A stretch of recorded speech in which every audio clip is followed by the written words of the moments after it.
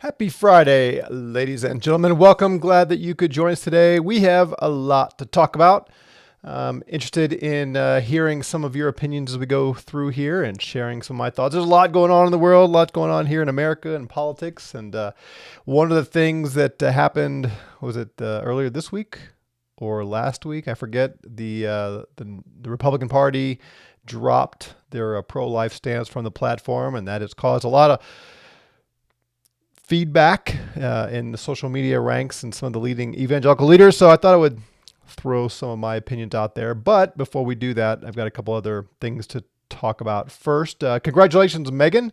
Good for you. Glad you got that. RM Vickery, is that what I see there? It says, thanks for the videos, causing me to dig deeper.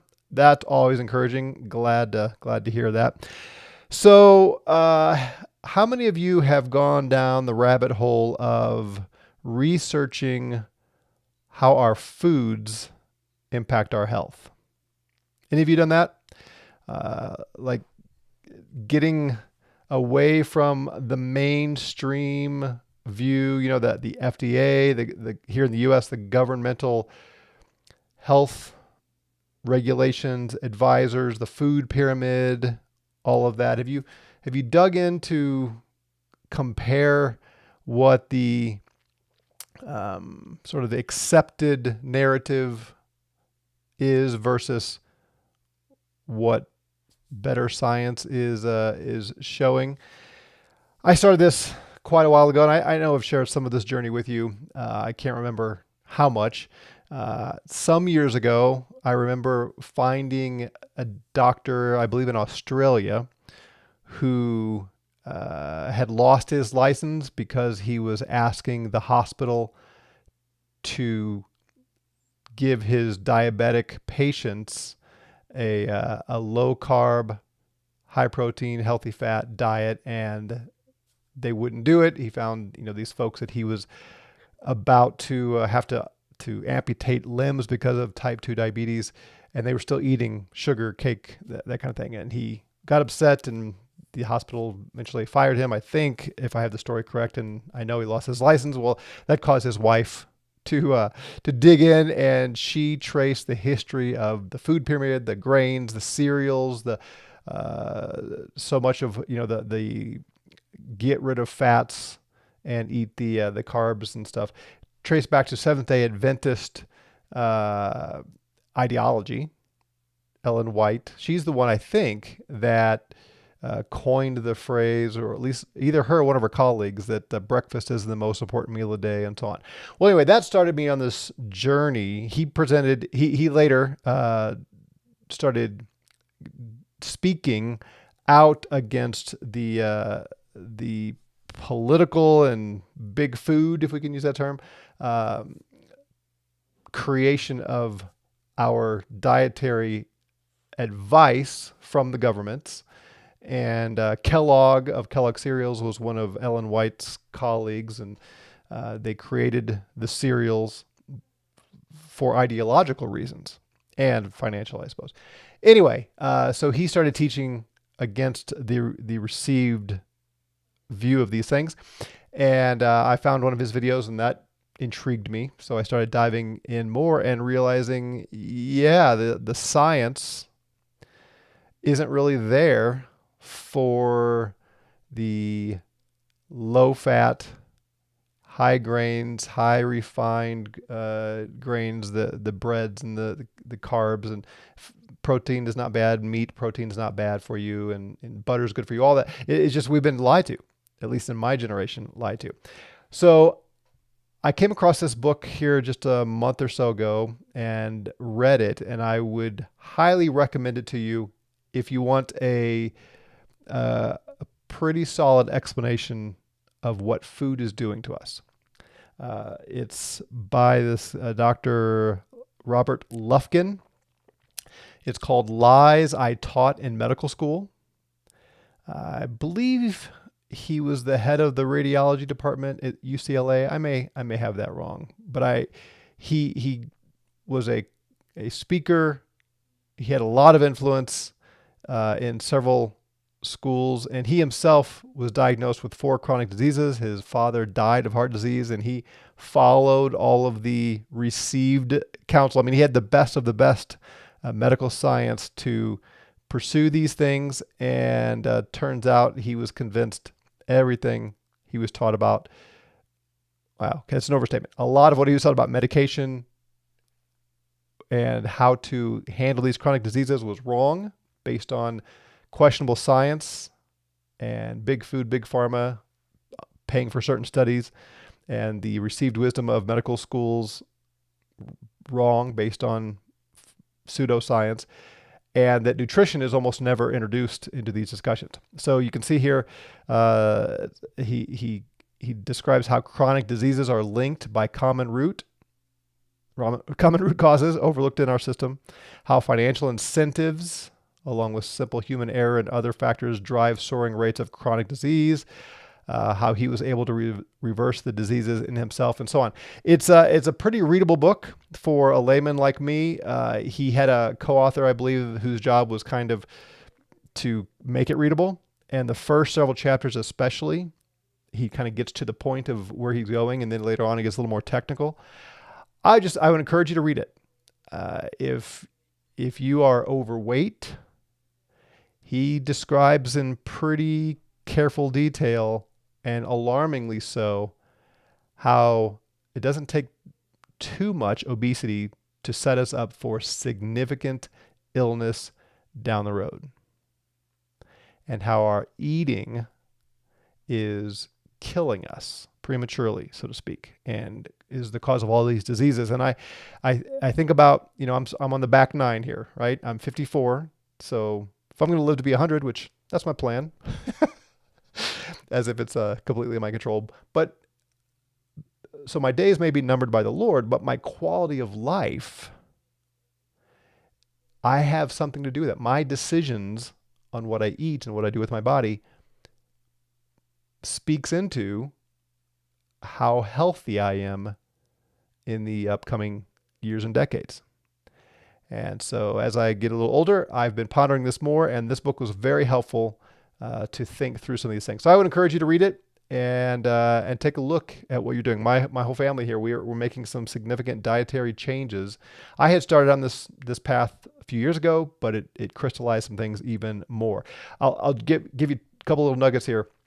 Number one, I was under the impression from a lot of the fitness guys that I have followed that calories in, calories out, that's a weight loss is calories in versus calories out, and a calorie is a calorie.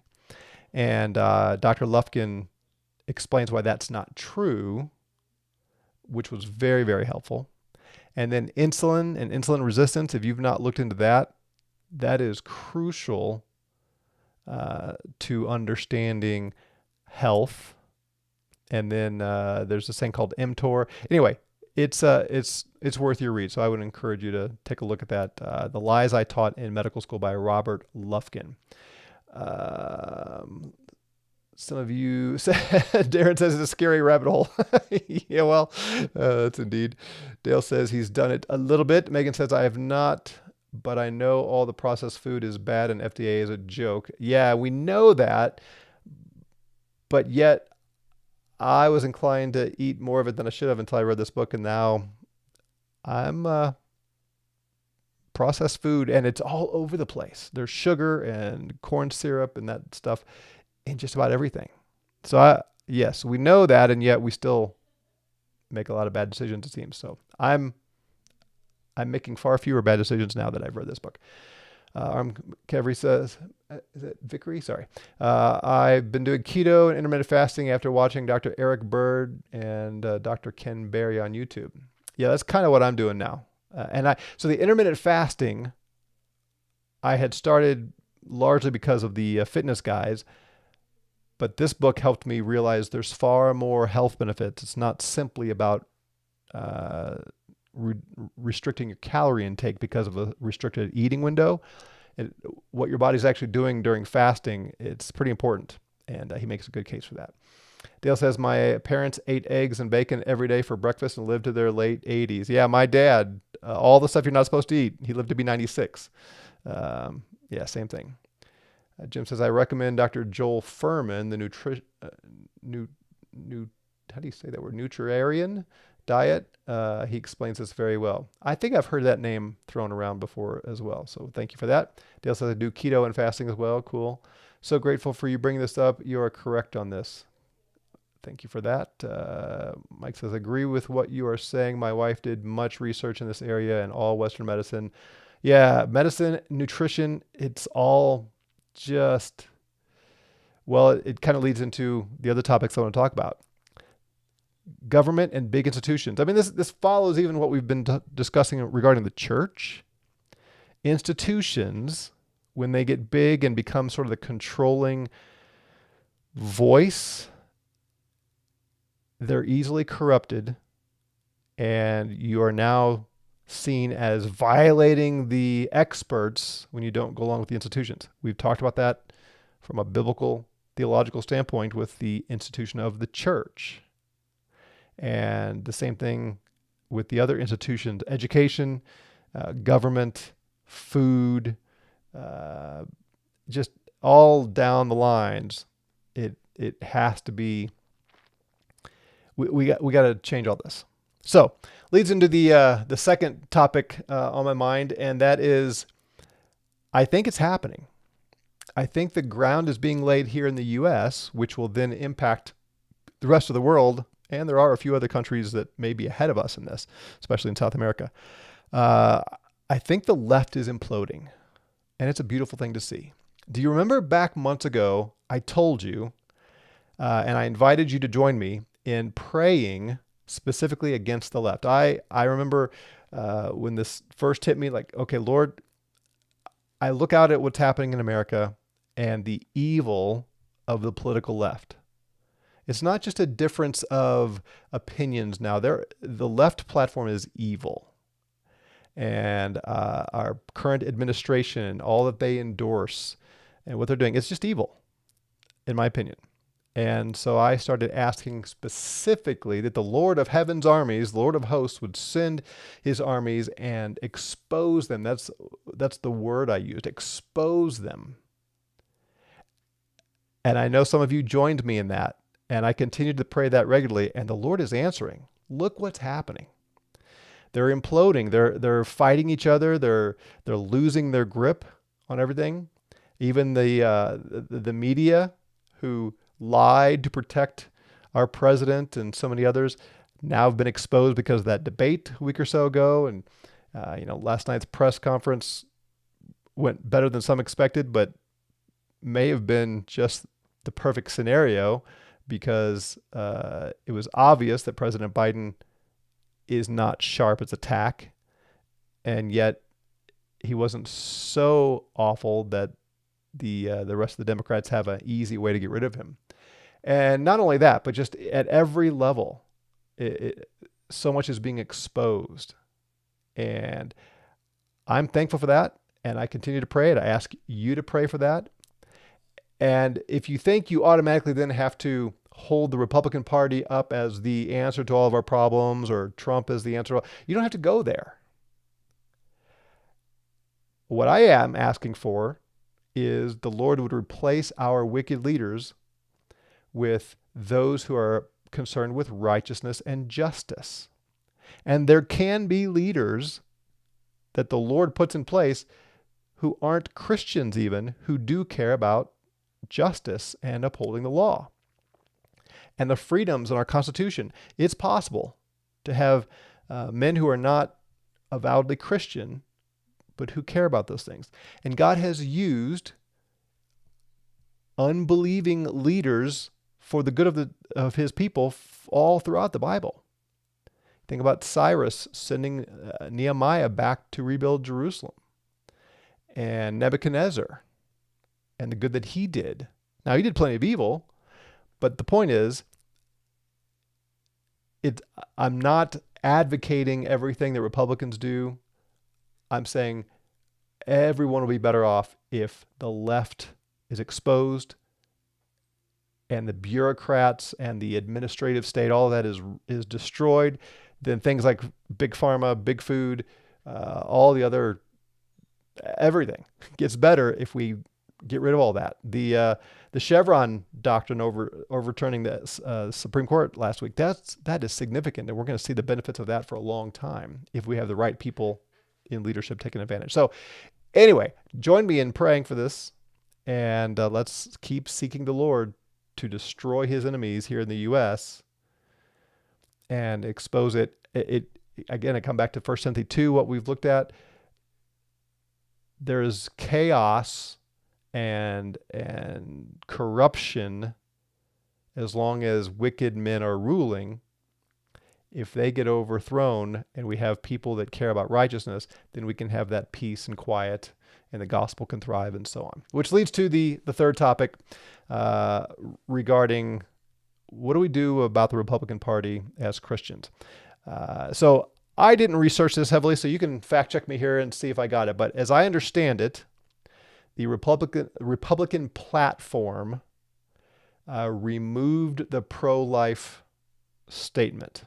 Is that correct? Can anybody give me an affirmation that that's what happened? That's what I heard everybody talking about anyway.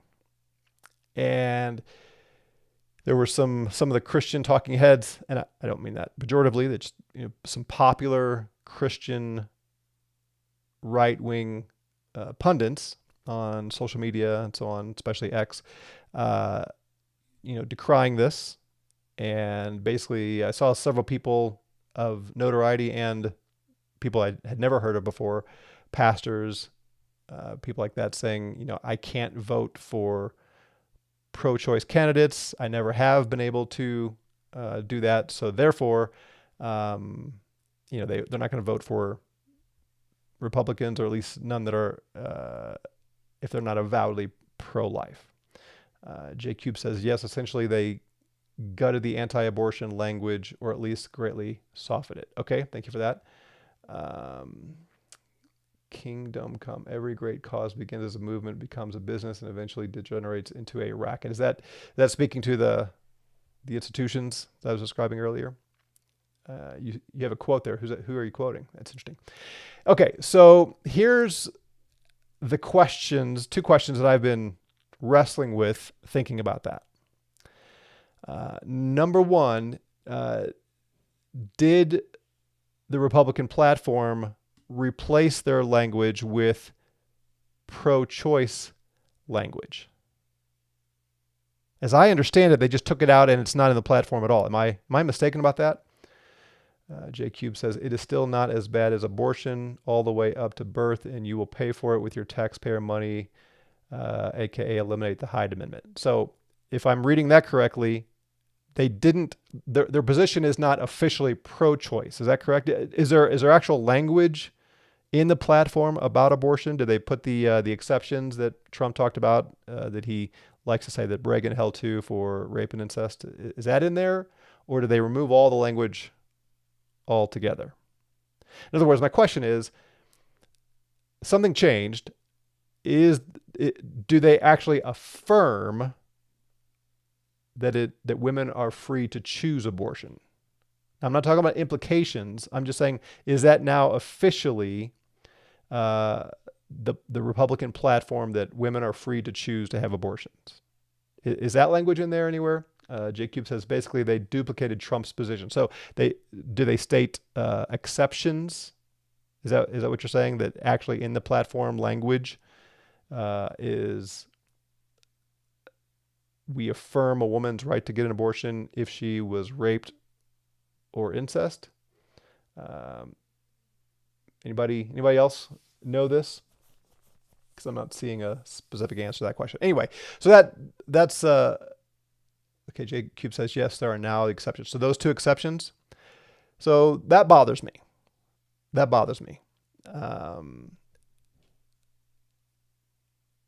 If we are pro-life because we believe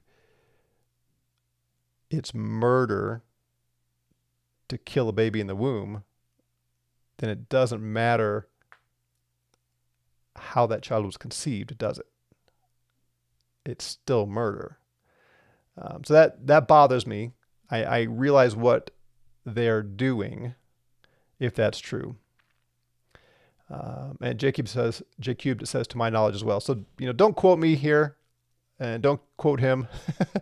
uh, we should verify this. But anyway, so that I don't like that at all. If they have actually said in the platform, I was under the impression they just removed the pro-life language, and so they didn't speak at all about the issue. Which in some ways, I don't know, I like that better than if they gave the two exceptions.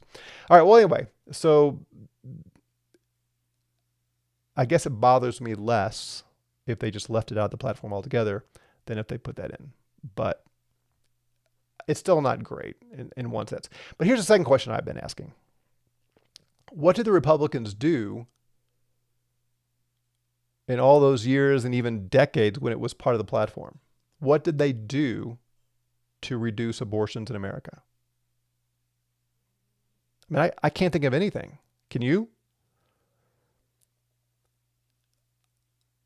I mean, okay, it's great to have a political party that says abortion is wrong, but did they actually do anything? I mean, when Trump was elected in 2016, so we had the White House. I say we, by the way, I am a registered Republican for two reasons. Number one, I don't want any Democrat options because I'm never going to vote for a Democrat. So it reduces my time. I don't have to deal with multiple ballots. And two, I have worked locally in our state and city to try to steer things in a better way here in our state. And I had to be a Republican to do that. So I say we had the White House, we had the representatives, and we had the Senate in 2016, if I'm remembering correctly. Why didn't the Republicans pass a law banning abortion then? In fact, I don't remember much at all being discussed about it. So the point is, it was it just a talking point? Who cares if it's in the platform if there's nothing that they did with that in their platform? Dale says Roe got repealed and various restrictions were put in place. Right. And we have to give credit to President Trump for that ability. Am I correct that several states, or at least a few states, have banned abortions? Is that true? That could not have happened without the repealing of Roe v. Wade, right? So I'm trying to reconcile some of these people that are so upset with Trump and the Republicans about this issue, even though now we're in a situation where a state can, if they wish, ban abortion in their state. That seems like progress. That seems like we're heading in a better direction. J. Cube says, quote, "We proudly stand for families and life. We believe that the 14th Amendment to the Constitution of the United States guarantee person can be denied life or liberty without due process." I think that should be can't, right? And that the states therefore are free to pass laws protecting those rights. After 51 years, because of us, that power has been given to the states in a vote of the people. We will oppose late-term abortion while supporting mothers and policies that advance parental care, access to birth control. So none of those are quite the same thing. Yeah. So, yeah, that's what I thought. Okay. Now, I would not be opposed to a federal law banning abortion. I'm just saying the Republicans, when it was part of their platform and when they had control of the White House and Congress, they didn't do anything with it. So I'm just saying, it has accomplished nothing to have it in the platform. So the fact they took it out, is that big a deal? For me, it's not. Here's my view, and I realize we're running out of time here. So And thank you, J Cubed, for looking that up. So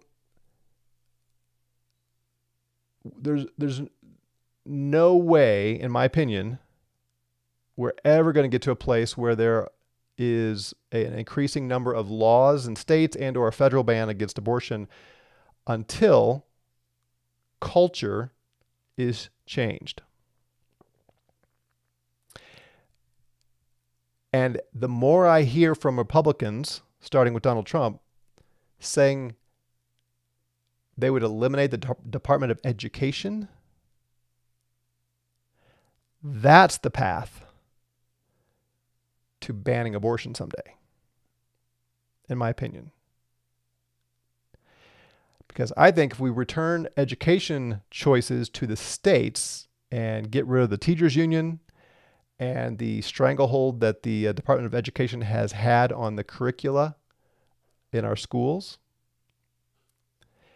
and the tax burden comes down so families can afford to pursue other options, that and the media, those two things, the Department of Education and the media, have influenced abortion more than anything else as I observe things. The media is imploding. Nobody trusts them anymore. Get rid of the Department of Education within a generation or two. I think we could see greater opposition to abortion, and then you have the will of the people behind the idea of saying, hey, a life is a life. We have to protect life according to the Constitution. I think that's the path forward, and I like what I'm hearing from Trump and the Republicans on that. Now, whether they will do it, and depending on if we get true conservatives in the House and Senate, politicians are politicians, so who knows?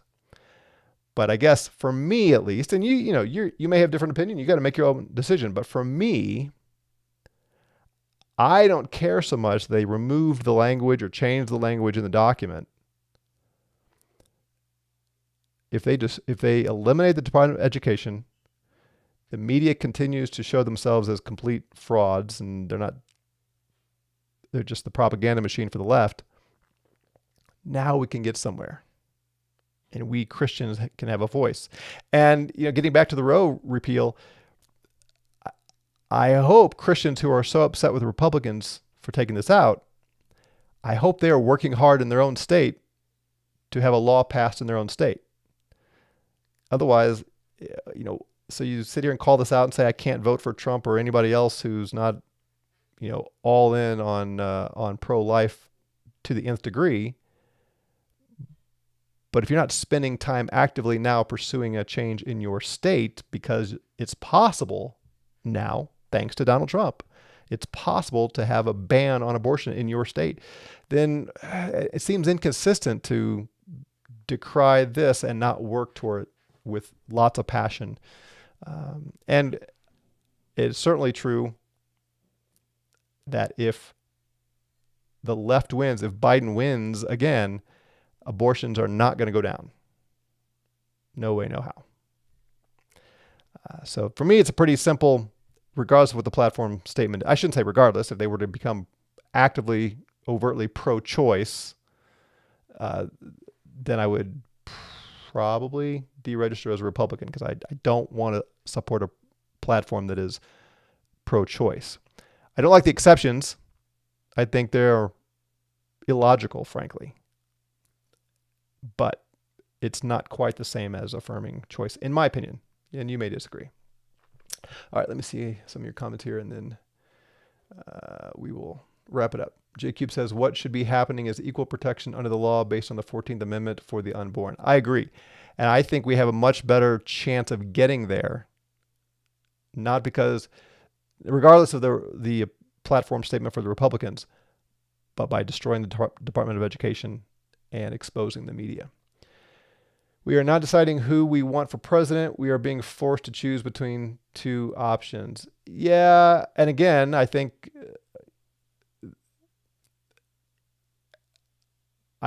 there are certainly enough people that agree with you that are moving toward changing some things. And I think electing Trump is part of getting there.